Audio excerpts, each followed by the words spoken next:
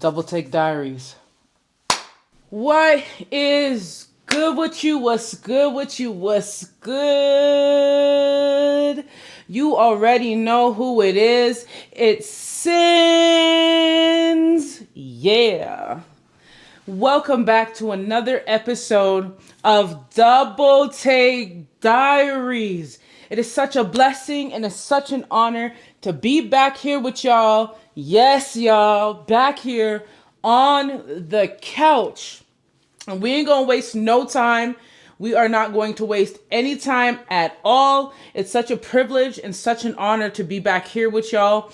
And I seen the craziest thing in the news. And I'm like, there's no way in hell that I can't do a reaction to what it is that I seen. It's a tragic story. It's a sad story, but I feel like it's something I wanted to touch on. Because here on DoubleTake Diaries, I love talking about the importance of, you know, our peers, people we look up to, our idols, being able to mature in hip hop, being able to mature in rap. Because as a result of rap not maturing, artists not maturing, there's a certain narrative, a certain energy that's being perpetuated. And honestly, it's poisoning the youth, especially the youth in America, but worldwide, globally. We're gonna discuss why as we react to this video. So I have a video here from the Long Crime Network. And the headline is Teen Blew Off Woman's Head with AR-15 Over a Fender Bender. I'm not kidding with you. I'm not joking with you. This really happened. And yeah, so we're going to get into my reaction of the whole ordeal. This is really tragic. This is really sad, especially for the 32-year-old woman who lost her life. But let's get into it.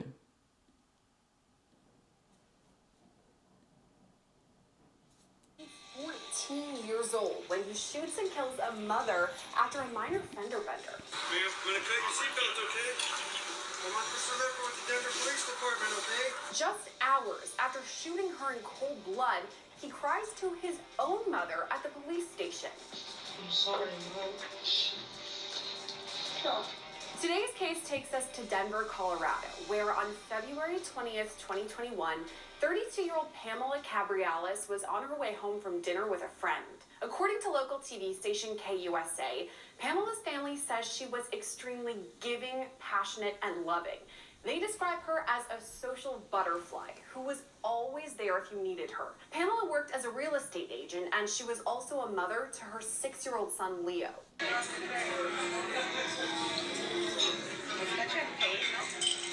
This part, please. Yeah. What can I do? In pictures and in videos, Pamela seems happy and full of life.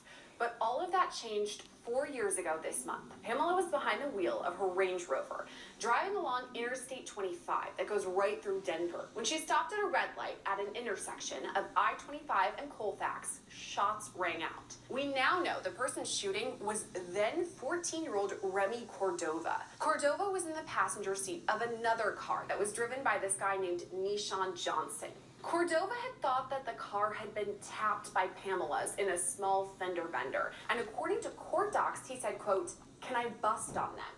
Johnson then replied, "Do what you gotta do. That's on you." According to KUSA, Cordova got out of the car with an AR-15 and fired 15 to 20 shots into Pamela's Range Rover. Witnesses on the scene say at first they didn't even know what was happening. Then I heard pop, pop, pop, pop, pop. And at first, it didn't register what was happening until the cars in the 2 lanes next to me started going. And then I realized, I said, oh, something's happening. And I ducked down and several more happened.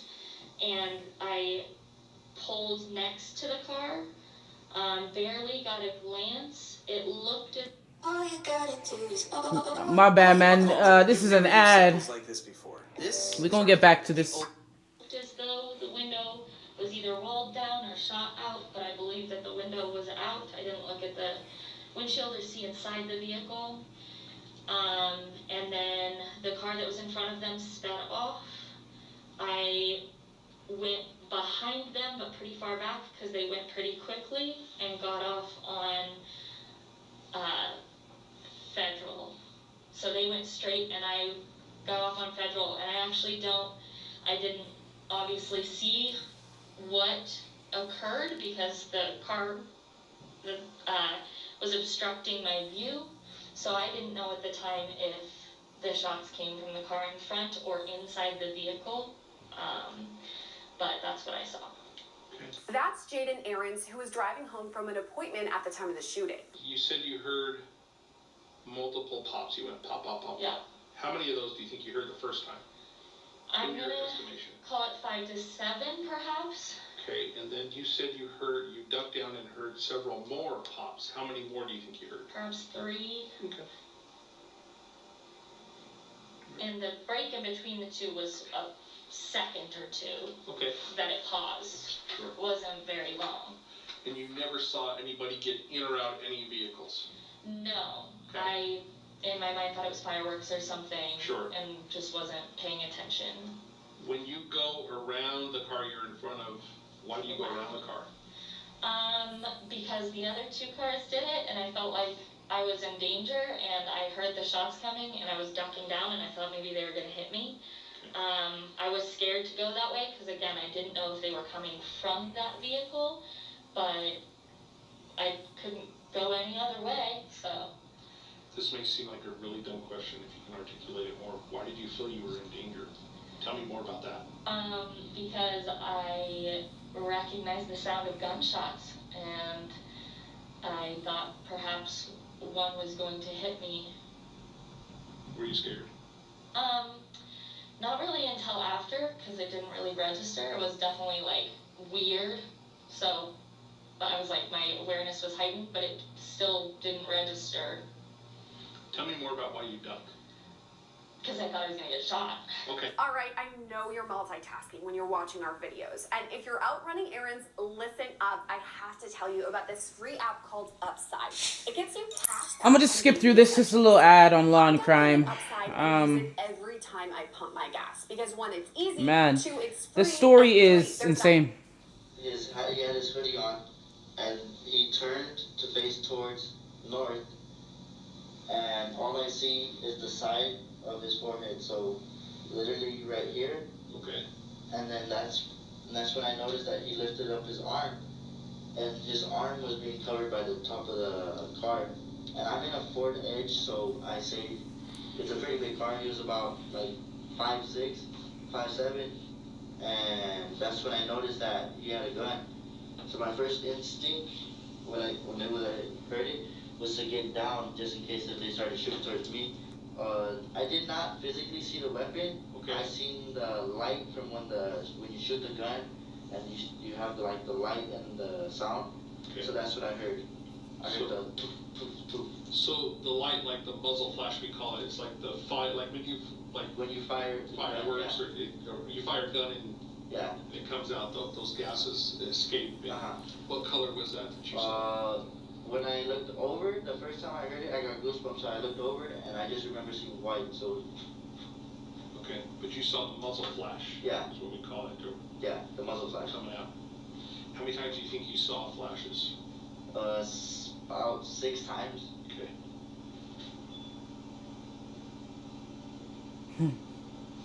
Wow. Did you hear the person that got out from the right front passenger seat of that car? Did you hear him say anything?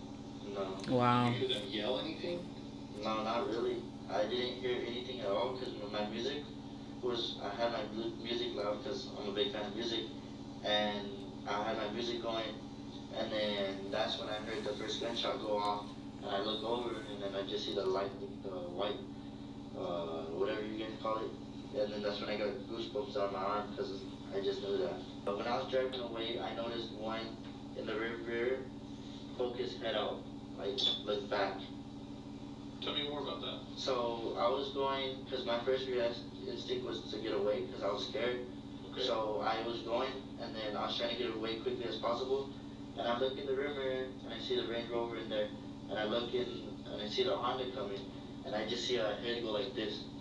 but it had a hoodie on. So Okay, and was that from the front area of the car or the yeah, rear area the front. of the car? So from the passenger side or driver's side? Driver's side. It was a black hoodie. Okay. So it came from the driver? Yeah, the driver's side. So put an arrow in red the direction he shoots at. And this sounds silly, but what led you to believe he was shooting in the direction of that car? Well, cause when he started shooting, I noticed that the light from when he shot it was going backwards. Okay. So I was like, alright. So that I dug down, and that's when I lifted up my head just to take a peek, and that's when I seen his arm on the side of the car facing backwards. Okay. After the shooting, Cordova and Johnson sped off in their car as first responders rushed to the scene. Man, I'm gonna take your seatbelt, okay? I want this delivered with the Denver Police Department, okay? Wow. Damn.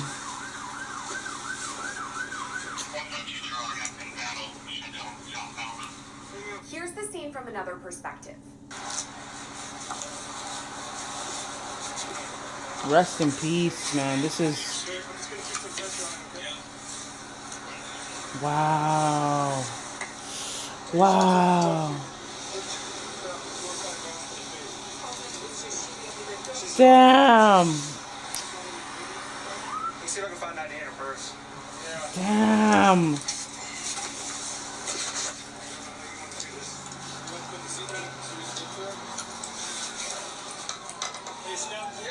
Oh man, not the baby seat in the back.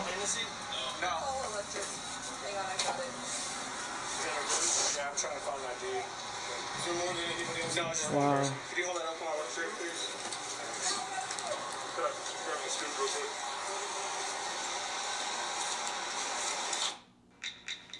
Man, these freaking ads are ridiculous. Damn, bro. Welcome to a world with subscript. Damn, bro. This is truly tragic. Stock up and save now at Michael's Maker. These ads are ridiculous. Man, Check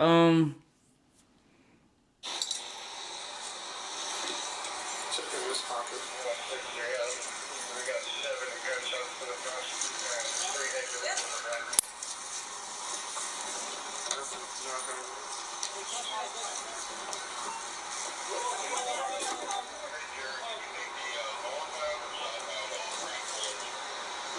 Coming head first.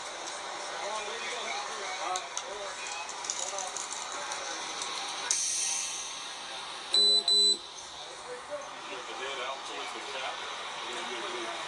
wow.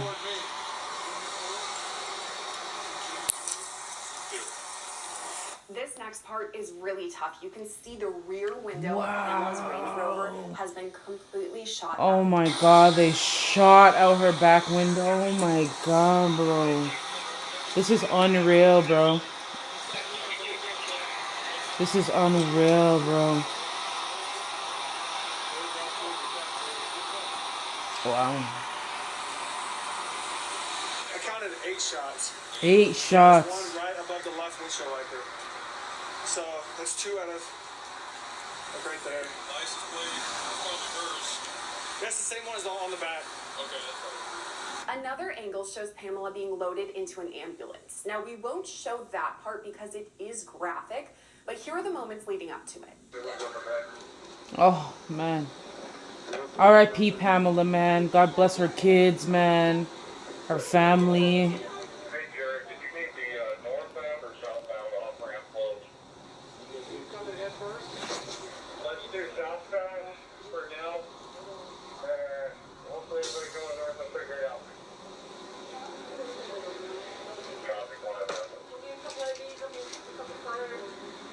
You guys need an extra set of hands for anything? Yes. Just say when. To GH-71, we're going to have one coming down and 163 Baker's going to follow. Yep, alright. Do you know how this happened? No, other than somebody called in and said gunshots fired between 2 cars. I wasn't able to get a description of the other vehicle. Here she comes. Even though Pamela was rushed to the hospital, she died several days later. Meanwhile, investigators were still working to track down the suspects involved in her shooting. The next day, a Denver police officer spotted a car wanted from a separate incident. There had been this gang shooting at a McDonald's where multiple shots were fired. And at the time, the cop didn't realize this car was also involved in Pamela's shooting. But they did know the people inside needed to be questioned. This led to a small chase, and it's something Nishan Johnson talked about during his police interview. We were driving, and we get to the light. Police was on side. They get to the side, the back of us. They get behind us. I take a right, they drive. Take a left, they keep following. And then I try to take another right, but the ice was too slippery. So I hit the curb, and that's when they turned the lights on. Tell me more about the conversation in the car. Who notices the police either on the side of you or behind you? I mean, we all did, to be honest, because when you're looking at when you're at the stop sign, you're gonna look at your window. Okay. And then when I looked out the window, I seen the police pull up. What is the conversation in the car? Really wasn't no conversation in the car, but they could go. I'm sorry? I said, it wasn't no conversation in no car, but go. But go? Yes. Why was that? I don't know. So they're talking to one of the suspects, it looks like, right now. Yeah, like, I don't know. I don't have no license, but that's what they was telling me. You said, what was the conversation? Okay. You said what conversation did we have while the police was behind us? And who was telling you to go? Little bro. He was like, bro, just go. You feel me? I mean, don't have no license. You feel me? I can't pull off. Did little bro say he was hot? Nah. He said, nigga, go. Okay. You know how nowadays this young generation gonna run from the police or do anything from the police. Man. Now, you feel me? So So you listened to him. So you listened to him when you went. that's how it was. You feel me? Because after they turned on their lights, everybody started panicking. Tell me how they panicked. How did you know they panicked, Nishan? Cause you know when police get behind you sometimes and you know you ain't doing nothing. Like me, when I know I ain't do nothing wrong, I wasn't really panicking. But what made me really panic was because they was all going like, bro, come on, go. So it looks like this was a suspect that was in I was like, bro, that ain't true. I ain't stopping. the car.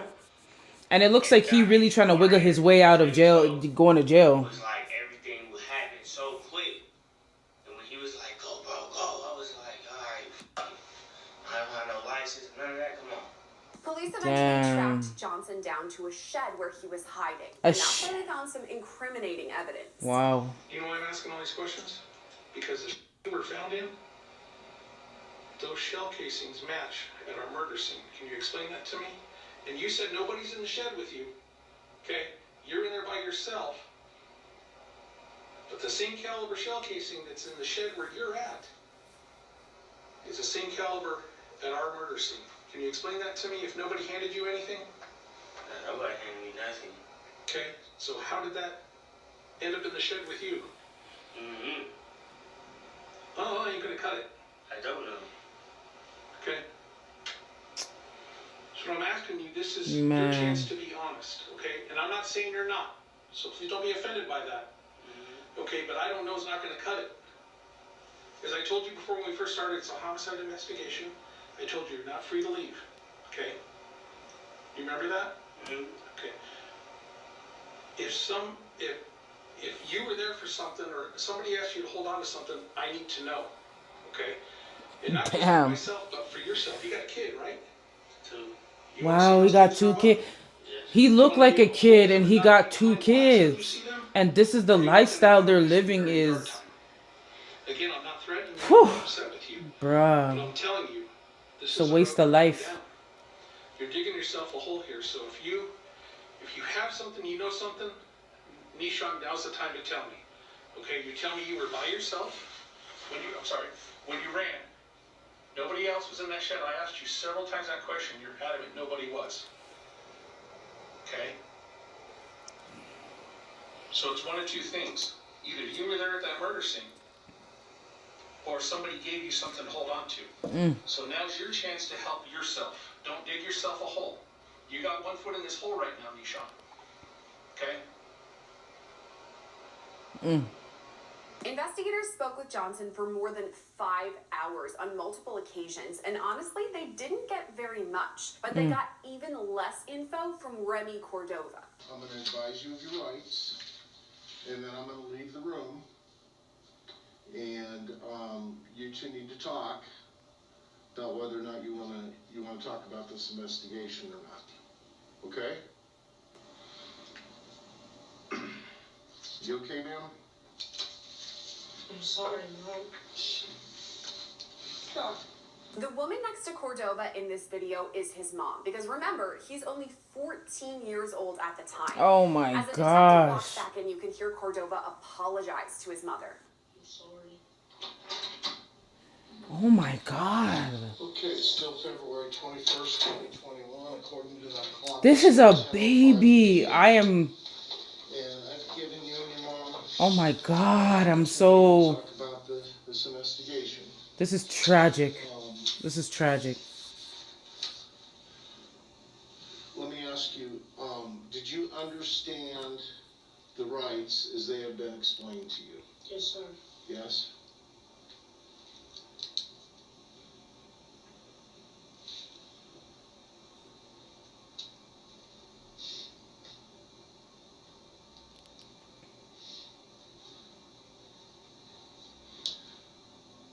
Do you have any conflict with your mom that would prevent her from providing you with guidance and advice about your rights?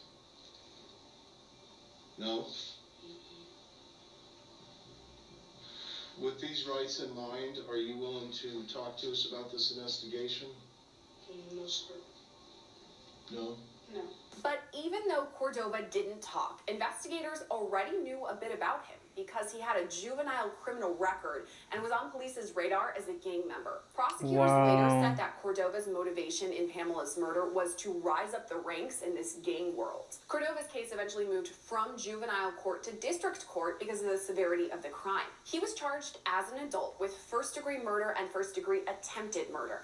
That second charge was added because another driver had been in the line of fire when Cordova had fired the shots. Now, that person was not injured, so the charge became attempted murder. In November of last year, Cordova Oh my was God, found this is a guilty. baby, He's since been bro. sentenced to life in prison with a possibility of parole in 40 years. Nishan Johnson has also been convicted for his involvement in the case. In June 2023, he was sentenced to 35 years in prison. As for Pamela, her family says her memory lives on through her son Leo. Oh man. Page set up for Leo's college fund has already raised nearly $70,000. Reporting for Long Crime, I'm Sierra Gillespie. Are you a Christian? Damn.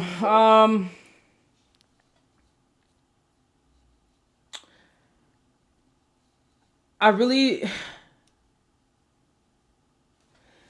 don't have no words for what I just watched.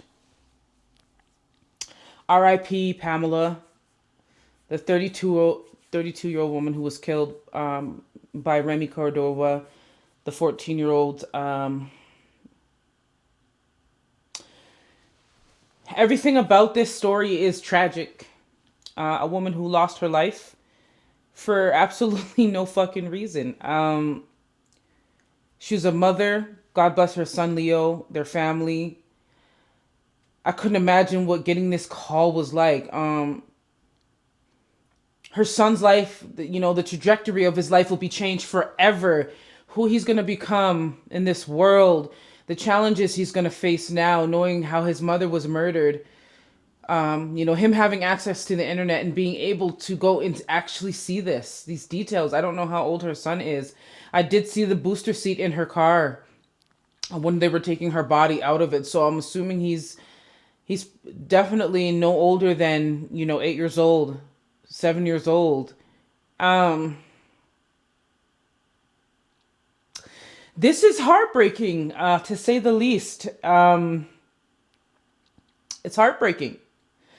But I said something at the beginning of this video, and I keep saying it in my videos. Looking at the culture of rap music and what it is in this generation, in this time, and the effects it's having on the youth. Gang culture. I believe, this 14-year-old boy, Remy Cordova, who is trying to come up in the ranks of this gang that, he's in. Trying to come up in the ranks by, catching bodies. It's like it's a real thing that these young kids are faced with. Trying to join gang culture, trying to survive the environments that they're raised in, and growing up in, because regardless of how we want to look at this 14-year-old boy for taking this woman's life, there is a deeper issue here. There is a deeper issue here when we're thinking about the communities these young black and brown boys are being raised in, and trying to survive these neighborhoods that they're being raised in. You feel me? Like, I talk a lot about jumping off the stoop, and for a lot of kids, they have no choice. They have to jump off the stoop to survive.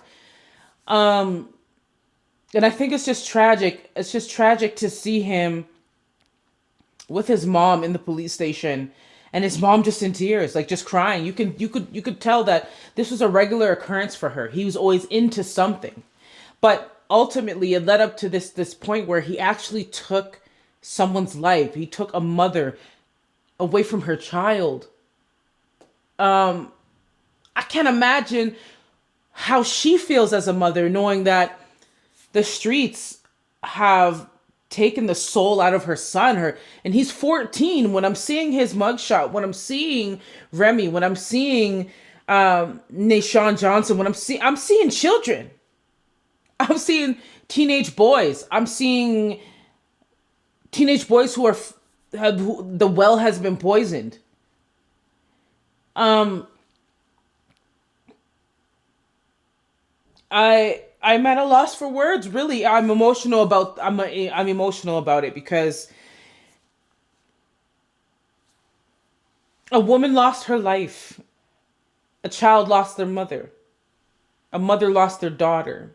A father lost their daughter. For something so senseless. And hearing these young boys who murdered this woman, hearing them talk and trying to jump through hoops to not admit what they had done. For them to know that mentally they're not even developed enough to understand the gravity of the situation, the repercussions of their actions. To look at this just grave waste of life all around. It's truly heartbreaking, and tragic.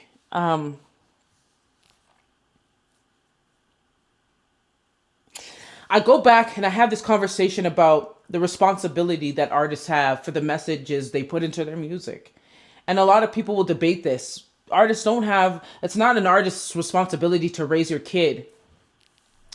I feel as though that is a cop-out, especially as rappers get older. As they get older and don't mature, but still perpetuate this message. Like Future is a perfect example of someone who's put up on this pedestal for pushing a message that is just completely toxic to the youth that are still trying to survive the streets that he don't even live in anymore.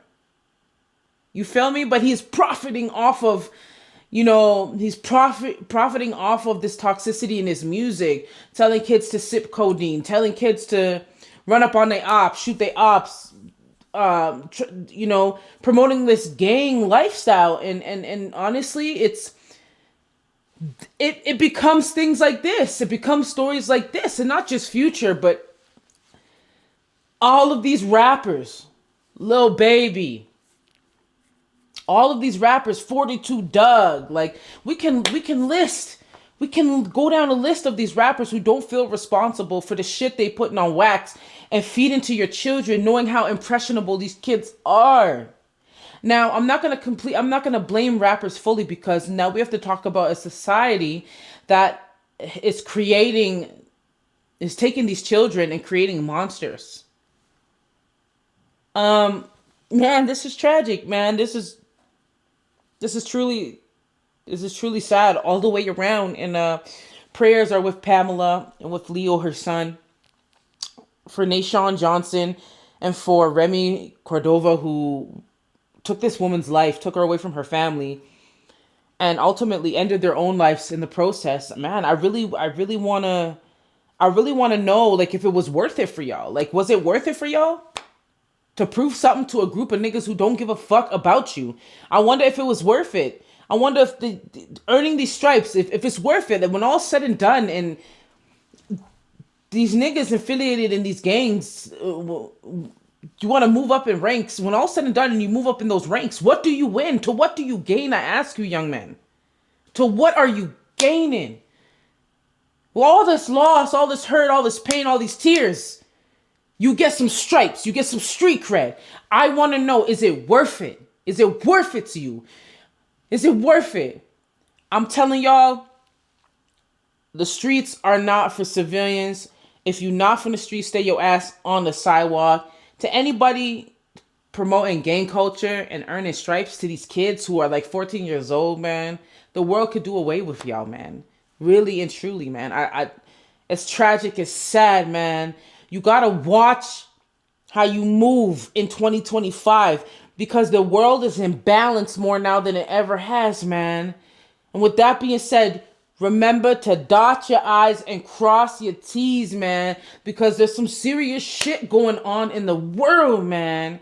With that being said, you already know, man, it's Sinz. Thank you for tuning in to another episode of DoubleTake Diaries, and we out.